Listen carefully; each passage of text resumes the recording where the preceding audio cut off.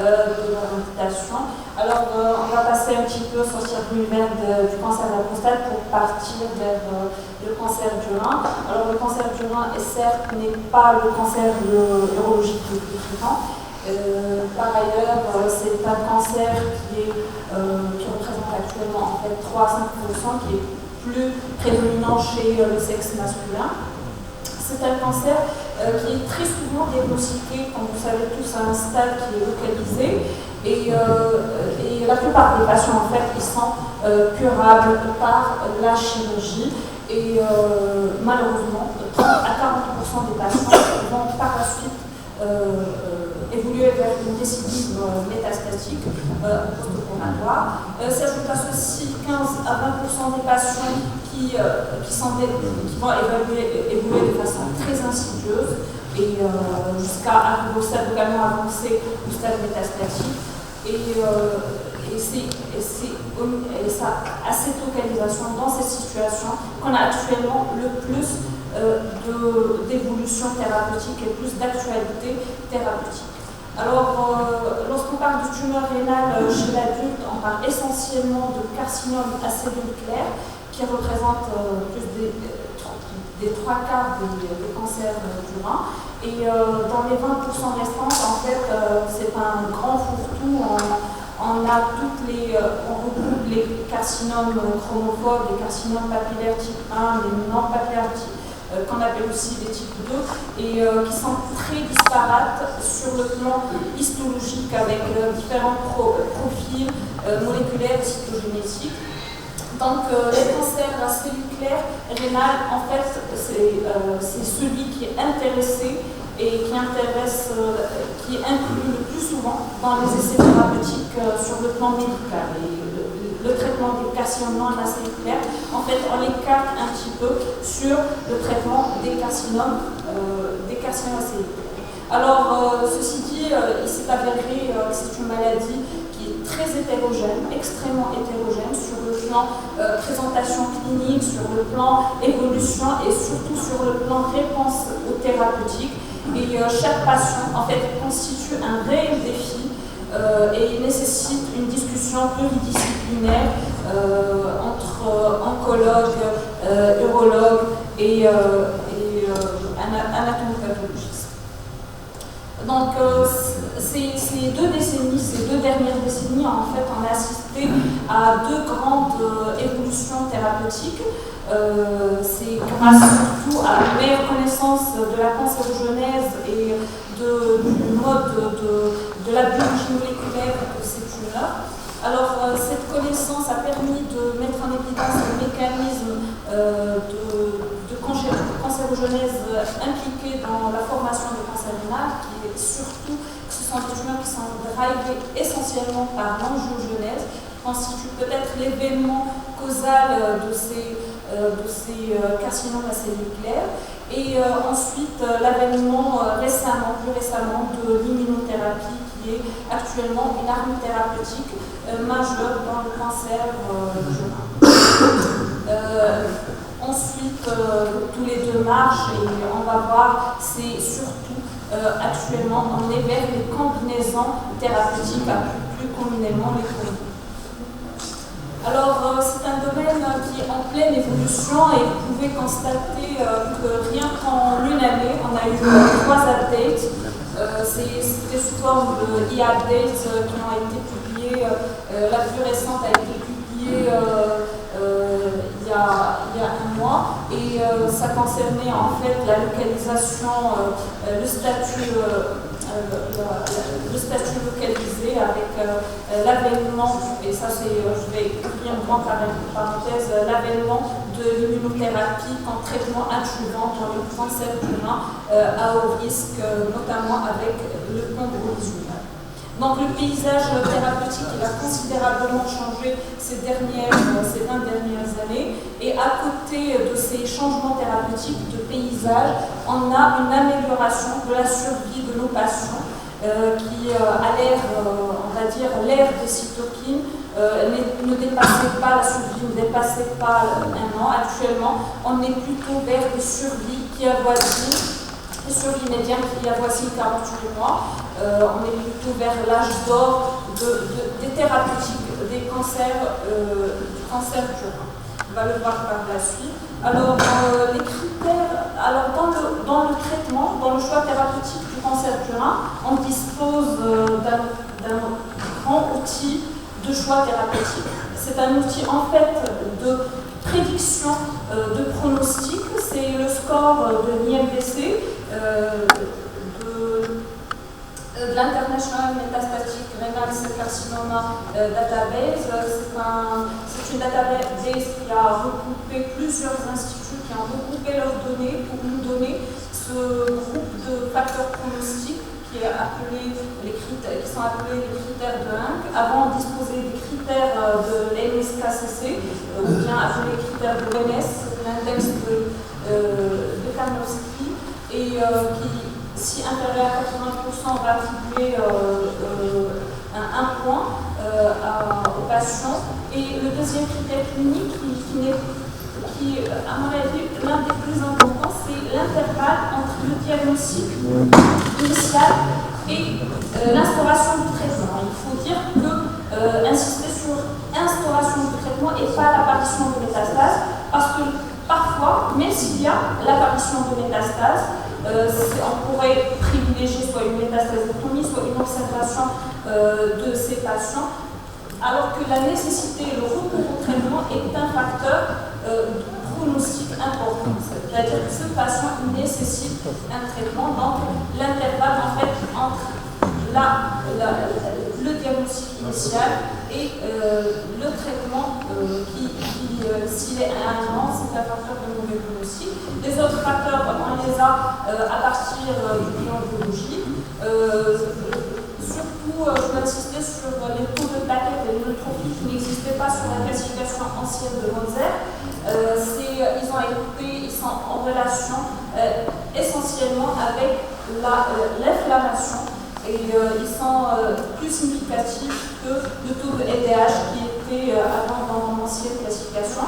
Donc, c'est une classification qui a surtout une valeur pronostique.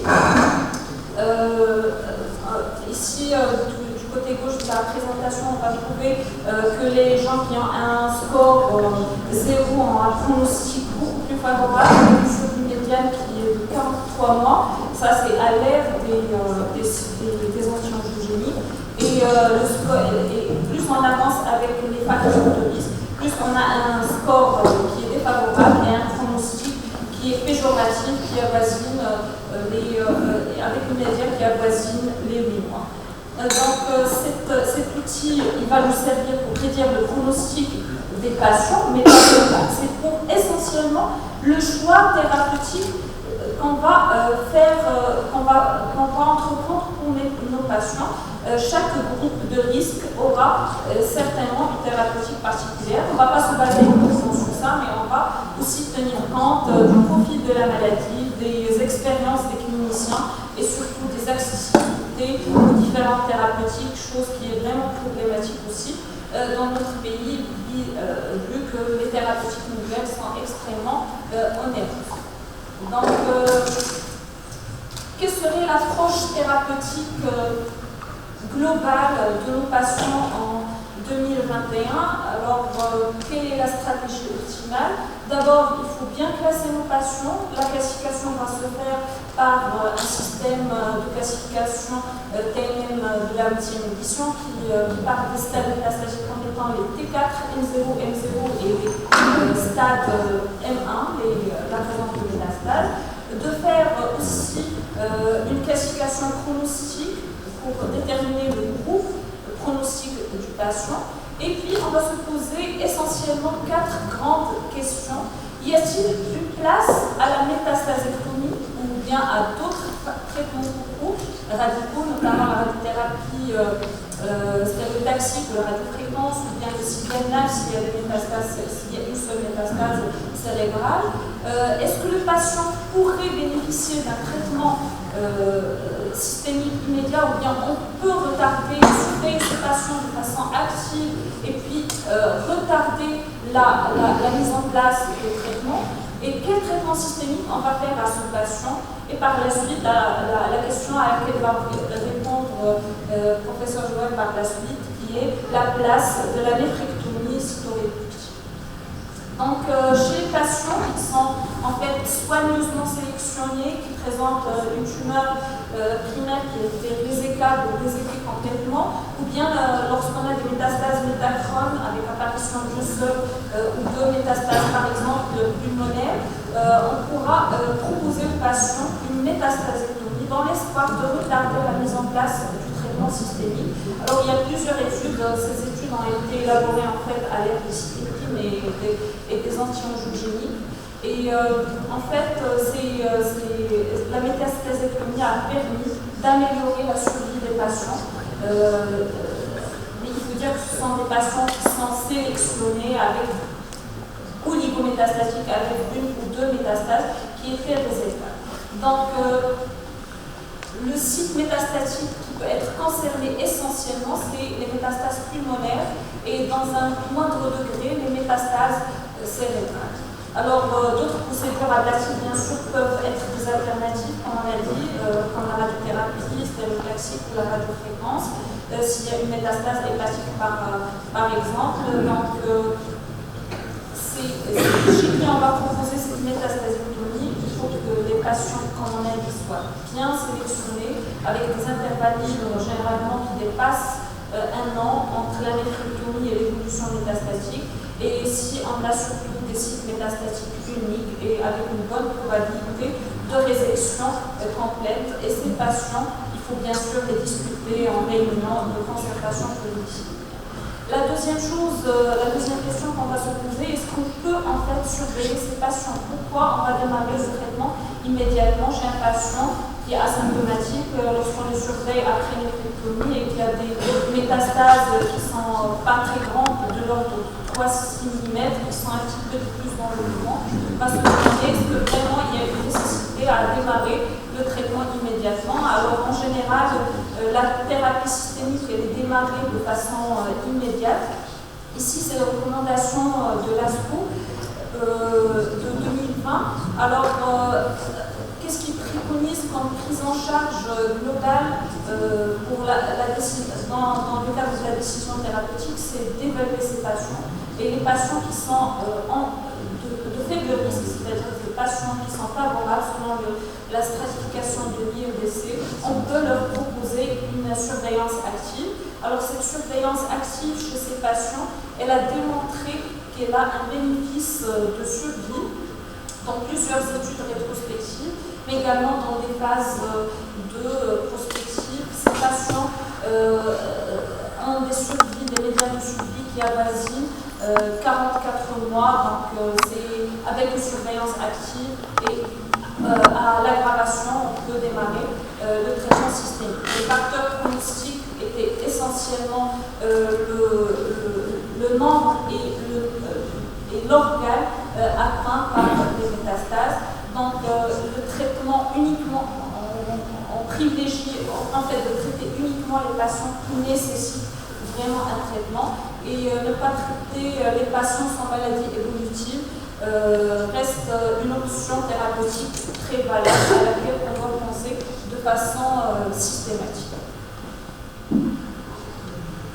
Donc, arrivant au traitement systémique, en fait, la plupart des patients vont bénéficier d'un traitement systémique. Il faut dire que les patients qui ont un risque favorable, ça représente uniquement 20% des carcinomes cellulaires au stade métastatique. La plupart ont soit un risque intermédiaire, c'est 55%, 60%, et le reste, c'est des risques défavorables.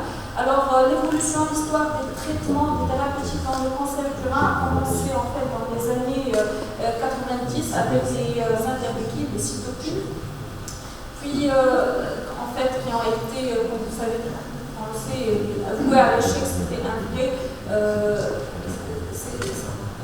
vrai échec sur le plan amélioration de la survie essentiellement, bien qu'ils étaient privilégiés on n'arrive pas vraiment à offrir des thérapeutiques comme la chimiothérapie chez ces patients, donc on privilégie l'administration des cytokines. Et jusqu'à 2008, avec l'avènement des anti-angiogéniques, on a commencé à disposer de plusieurs molécules qui ont montré leur efficacité. Par la suite, il y a l'apparition de la thérapie, des thérapies nouvelles, notamment l'immunothérapie, qui a un petit peu métamorphosé le paysage thérapeutique dans le cancer. Alors, un petit rappel sur la biologie et les voies qui drivent la tumorigénèse du cancer du rein. C'est essentiellement, on a dit, l'angiogenèse. Alors, comment ça se passe? C'est dans le cancer du rein, est un cancer en fait qui est hypervascularisé. C'est essentiellement dû à l'activation de la voie du vasculaire endothélial de growth factor, le VEGF, qui est dû en fait à une altération du gène du VHL qui est présente en fait dans 60% des cas. Le gène VHL, qu'est-ce qu'il fait? Il dégrade en fait le facteur de transcription IF. Une fois ce gène VHL est inactivé, il va en fait, il y aura une accumulation de IF et donc une hyperactivation, une hyperproduction du VEGF qui va se lier à son récepteur et induire une angiogenèse très importante et induire ainsi la tumorigénèse dans le cancer du rein. Donc, les anti-angiogéniques ont démontré leur efficacité dans cette situation et avant 2018, on avait une panoplie de molécules. Le bevacizumab d'abord n'a été testé avec les cytokines, mais il a rapidement perdu son AMM. Et après, on avait surtout deux grandes molécules TKI anti-VEGFR, notamment le sunitinib et le pazopanib. Alors, le médicament qui a montré le plus de bénéfices dans cette situation, c'était le sunitinib qui a été comparé dans le temps avec l'interféron. Il a montré un bénéfice en survie, et en survie sans progression et en survie globale. Et les survies avec le sunitinib avoisinaient en fait les 24 mois jusqu'à 28 mois dans l'étude de comparaison avec l'autre molécule qui a presque la même activité, qui est le pazopanib.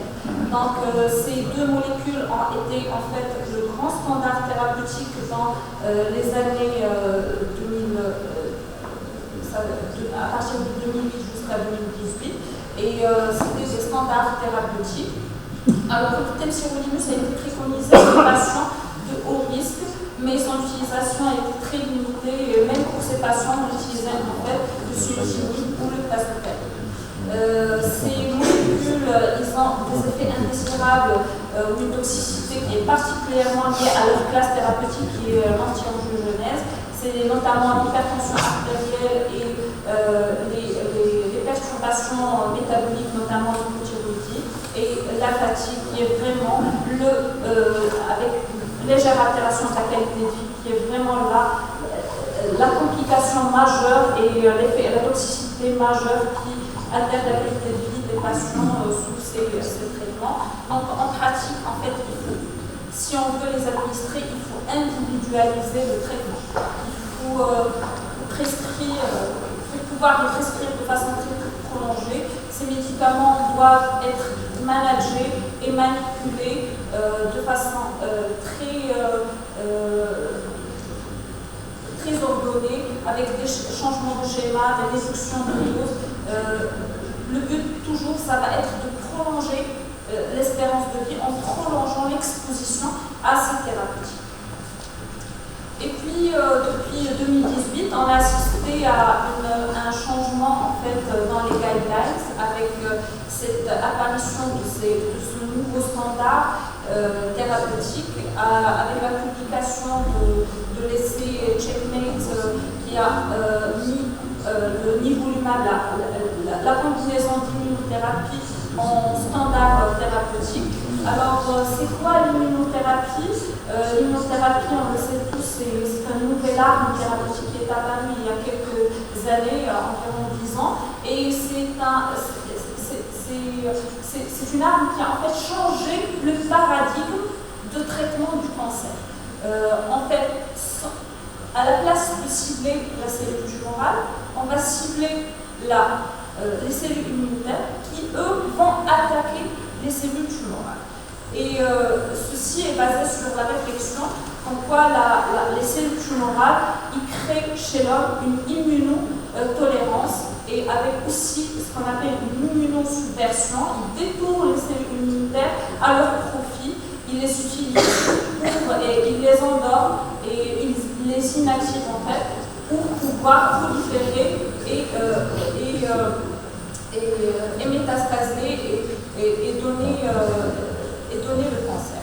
Alors, en inhibant les points de contrôle, là où les cellules immunitaires sont bloquées par les cellules tumorales, notamment au niveau du CTLA4 ou bien du programme avec des anticorps, on pourrait réactiver la réponse immunitaire, réactiver les cellules, l'immunité antitumorale et réactiver les lymphocytes T cytoactifs pour qu'elles attaquent les cellules tumorales. Et pour ceci, il faut bien sûr qu'il y ait un infiltrat tumoral, un infiltrat lymphocytaire intratumoral. Et c'est ce qui est supposé être présent dans le cancer du rein. Donc le cancer du rein, la place de l'immunothérapie a été prouvée d'abord en deuxième ligne après l'échec des anti-angiogéniques, avec cet essai très important qui a placé le nivolumab en grand standard thérapeutique après l'échec des anti-angiogéniques. Le nivolumab est un anticorps anti-PD1 qui a montré dans cet essai de phase 3 une survie globale ici en deuxième ligne de 25 mois versus 19 mois, donc avec des réponses objectives quand même en deuxième ligne chez le quart des patients, ce qui était très important, et le nivolumab est devenu en fait un standard thérapeutique chez les patients qui sont en échec après les anti-angiogéniques. Ceci a poussé à utiliser ces molécules en première ligne. Pourquoi pas l'utilisation d'une combinaison d'immunothérapie. Alors la combinaison d'immunothérapie ici qui est devenue le standard, c'est la combinaison d'un anti-PD1 avec un anti-CTLA4 qui est ipilimumab. Ipilimumab est administré pour uniquement cette catégorie. On sait pour ceux qui utilisent l'immunothérapie, c'est un produit qui est assez toxique, on ne peut pas utiliser de façon très continue. Par contre, le nivolumab, il a été administré de façon en maintenance après l'arrêt du nivolumab tous les 15 jours. Alors, le pronostic, cet essai a été designé pour démontrer un bénéfice de l'immunothérapie dans le groupe intermédiaire et mauvais pronostic. Il y avait un net bénéfice en matière de survie globale, avec un dédoublement de la survie globale. Actuellement, on est avec l'actualisation de cet essai à 48 mois chez cette population, ce qui est extraordinaire. Il faut le comparer avec l'essai dont je vous ai parlé il y a quelques minutes avec le sunitinib, 9 mois / 24 mois de survie globale. Donc c'est vraiment très impressionnant actuellement. Et aussi, ce qu'on peut noter dans cet essai, c'est que le groupe de bon pronostic ne bénéficie pas de cette immunothérapie, puisque le sunitinib, il était en fait supérieur. Donc cette immunothérapie de combinaison ne peut être utilisée que dans le groupe intermédiaire à haut risque. Donc les anti-angiogéniques marchent, l'immunothérapie marche. Pourquoi pas les combiner tous les deux? Alors il y a quand même un grand rapport scientifique. On a découvert qu'il y a une modulation de l'immunité par les anti-angiogéniques qui a été prouvée même sur des prélèvements chez des patients qui sont sous bevacizumab. Ici, lorsqu'il y avait l'émission d'EGF, on a vu qu'il y a une infiltration à travers les derniers traitements, une infiltration par les cellules immunitaires. Alors, les anti-angiogéniques, en fait, ils modulent l'immunité et ils permettent un effet anti-immunitaire qui est très profond. Alors, dans cette plaque, je vous ai résumé les 4 grands essais phase 3 qui ont été qui ont été publiées récemment. Depuis 2018 jusqu'à 2021, on a eu en fait 5, mais un qui est complètement négatif avec l'association à cause des régimes humains. Tous ces essais sont pour la plupart, 3 essais de ces essais sont positifs en survie globale. Il n'y a que l'essai avec et axitinib qui n'est pas positif. Les autres, ils ont montré un bénéfice très important en survie globale. Alors, pour les regrouper, en fait, pour ne pas les voir de façon individuelle, on peut résumer les points essentiels de ces essais en 5 grands points essentiels. Le premier point, c'est que ces inhibiteurs en association avec le checkpoint, en association avec les anti-angiogéniques, ont démontré un avantage qui est net en survie globale, qui est avec un hazard ratio de 0,50 à 0,60, c'est-à-dire une diminution de risque de décès de 40 à 50%, ce qui est très important. Et le bénéfice en survie globale, il est devenu l'ultime objectif des essais prochains. Donc en fait, ils ont augmenté la barre, c'est-à-dire on met plus en objectif thérapeutique la survie sans progression. Il faut qu'une combinaison démontre qu'il y a un bénéfice en survie globale pour qu'ils puissent trouver de la place à côté de ces grandes combinaisons. Alors la deuxième chose qui a été réalisée, notamment dans les essais checkmate avec la mosotinib nivolumab. Le deuxième point, c'est que ces combinaisons, ils ont démontré des taux de réponse objectifs. En fait, c'est ce qui intéresse le plus les patients. Le patient ne va pas avoir le bénéfice de la survie tout. Par contre, il est très intéressé par sa réponse thérapeutique à travers les différents bilans qui vont être réalisés. Alors, les taux de réponse, ils avoisinaient 50% à 60%, et c'est ce qui est, c'est des taux de réponse qui sont très importants comparativement aux anti-angiogéniques seuls, qui assuraient des taux de réponse de 25%. Le taux de réponse objectif quelle que soit la population, et il était surtout supérieur au taux de réponse qu'on a obtenu avec les combinaisons d'immunothérapie. C'est-à-dire, si on réfléchit bien, c'est que la combinaison, les anti-angiogéniques, permettent de rattraper les quelques patients qui ne répondent pas à l'immunosome. Donc, ça serait encore mieux d'utiliser une combinaison. Comme ça, si le patient ne répond pas vraiment à l'immunothérapie, il pourrait répondre à l'anti-angiogénique, et ici on va gagner sur la survie, sur les réponses objectives. Les patients qui ont été recrutés pour ces essais, en fait, ils avaient tous des réponses et des survies qui ont été supérieures à ceux qui ont été sous anti-angiogéniques, quel que soit le groupe pronostic. Et ça, c'est très important qu'il y ait une supériorité dans tous les groupes pronostiques. Et c'est ce qui a permis en fait de placer ces combinaisons dans les guidelines, dans tous les groupes pronostiques, quel que soit le groupe pronostique. Alors quatrièmement, on n'a pas en fait des facteurs prédictifs à part la classification d'IMDC qui a une valeur surtout pronostique, n'a pas de valeur prédictive. C'est-à-dire on ne sait pas si le patient démarre dans le traitement, il va répondre ou non à cette thérapeutique.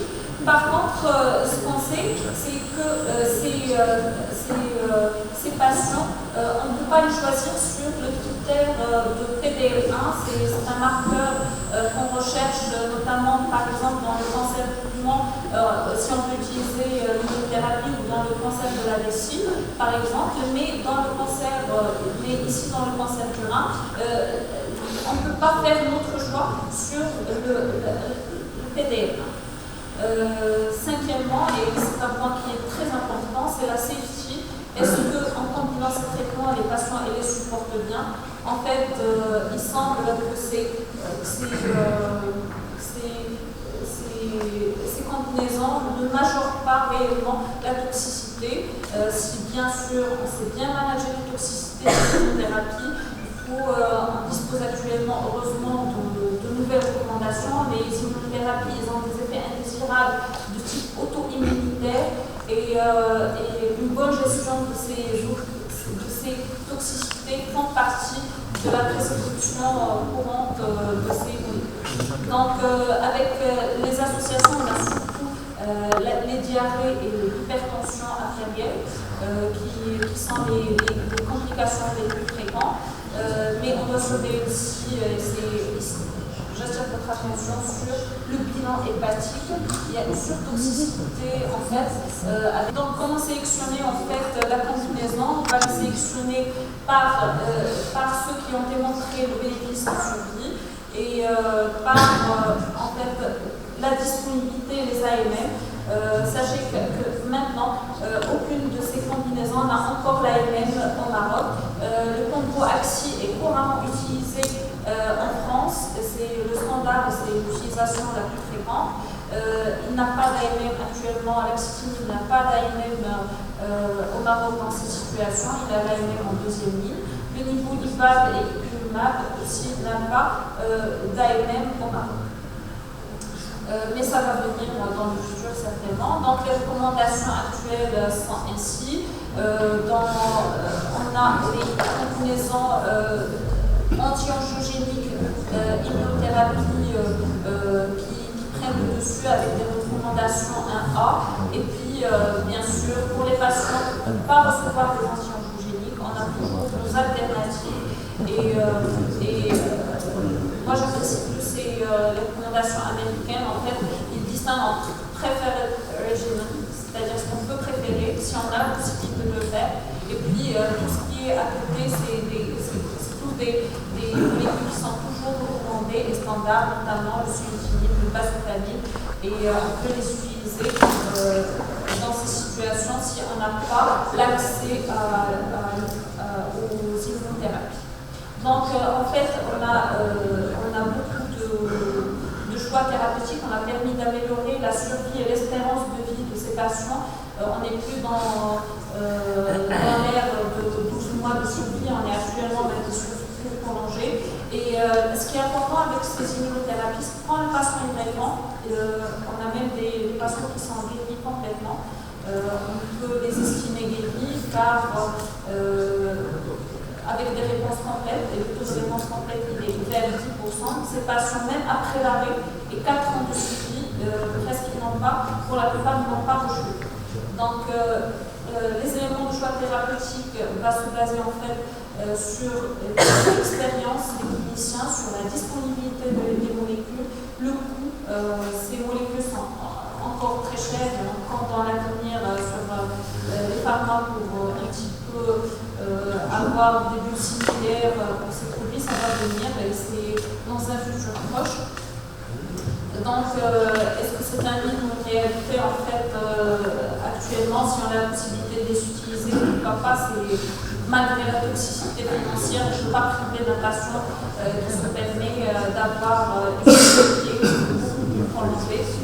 Par contre, si la possibilité n'est pas là, les anti-angiogéniques avec une bonne individualisation de la dose pour maximiser l'intensité, c'est-à-dire prolonger l'exposition de ces patients, va permettre en fait de nous offrir une thérapeutique qui est longue des patients.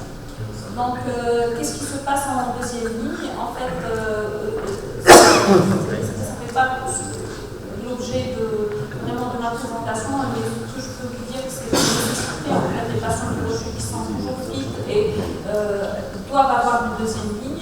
Comment on peut choisir à l'aide de l'immunothérapie? Généralement, les patients qui ont reçu des combinaisons, on va opter pour les anti-angiogéniques. Et puis, les patients qui ont reçu un anti-angiogénique seul, si on a la possibilité de faire l'ipilimumab, on va le faire. Si on n'a pas, on va utiliser un deuxième anti-angiogénique.